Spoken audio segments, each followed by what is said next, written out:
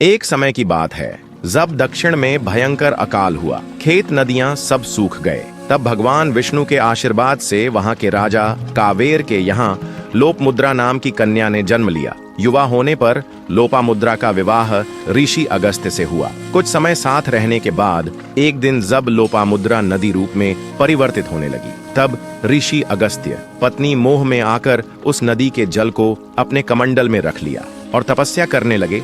समय बीतता गया, परंतु कमंडल में भरा जल बह नहीं पा रहा था। देवता और ऋषि इस चिंता में पड़ गए कि यदि यह जल प्रवाहित न हुआ तो दक्षिण की भूमि सदा सूखी रहेगी। देवताओं ने यह समस्या गणेश जी को बताई। गणेश जी ने अपना रूप बदलकर एक काले कौए का रूप धारण किया। वे आकाश से उतरकर अगस्त्य ऋषि के आश्रम पर पहुंचे। उस समय अगस्त्य ऋषि तपस्या में लीन थे और उनका कमंडल पास ही रखा था।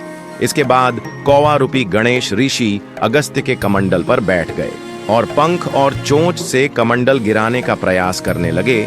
इसी प्रयास में अचानक कमंडल गिरा और जल बहने लगा। जहां जहां वह जल गया वहां धरती हरी भरी हो गई, खेतों में हरियाली छा गई और सूखी नदियां फिर से बह उठीं। वही जल आज कावेरी नदी कहलाती है।